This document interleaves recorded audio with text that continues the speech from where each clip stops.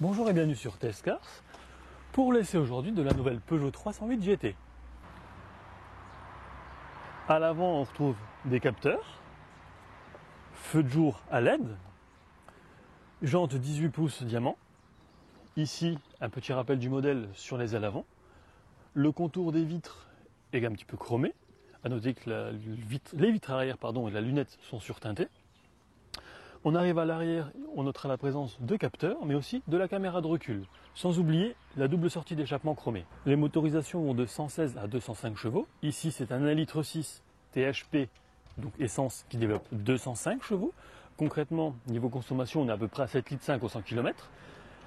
Boîte 6, équipée du stop and start. Alors c'est un moteur extrêmement silencieux. Parfois, j'ai même eu l'impression de rouler en hybride. Tellement, on n'entend vraiment rien, c'est agréable.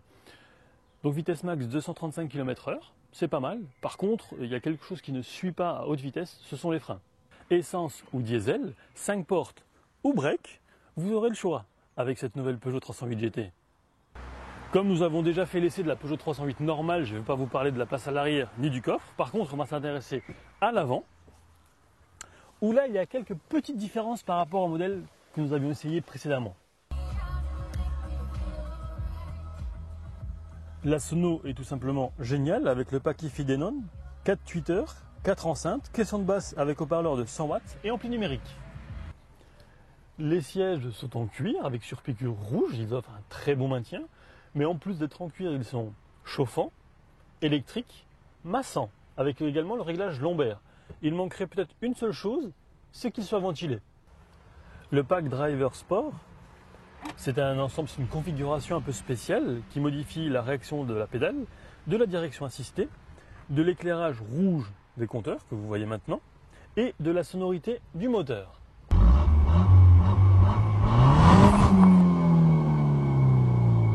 Sur l'écran tactile de 9,7 pouces, on retrouve des commandes de climatisation Bizone, des informations sur le véhicule, tout ce qui est musique, radio, MP3 ou Bluetooth, le GPS avec cartographie Europe, des petits paramètres, Peugeot Connect Apps, ça peut être sympa si on branche son téléphone, et justement le téléphone en Bluetooth. En activant le mode dynamique, on retrouve la puissance, donc en chevaux, la pression du turbo et le couple.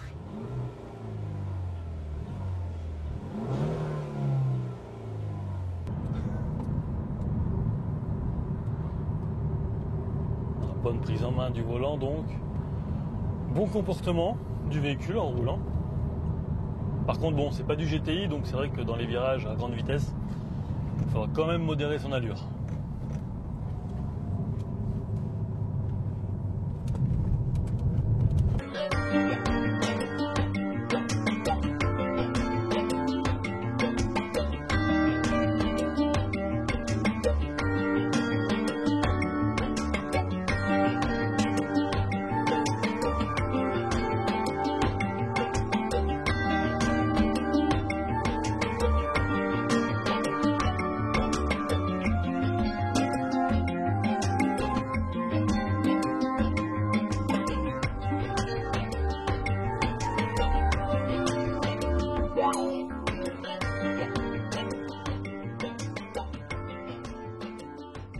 Les tarifs démarrent pour cette 308 GT à 25 000 € jusqu'à 32 000. Ici, on est plutôt autour des 29 000 sur ce modèle d'essai. Alors concrètement, niveau comportement routier, c'est pas mal. C'est une sportive, pas une ultra sportive non plus. Une chouette expérience, une belle ligne extérieure, design j'adore. Réactive, puissante, pas trop, juste ce qu'il faut. Bref, un très bel essai. Et je tiens d'ailleurs à remercier Peugeot Luxembourg et Belgique pour le prix du véhicule. Vous retrouverez comme d'habitude les photos ainsi que la critique sur Test Cars. Et n'oubliez pas que Test Cars c'est aussi sur YouTube, la page Facebook et la page Twitter, sans oublier Instagram. Quant à nous, on se retrouve très vite pour un prochain essai. À bientôt.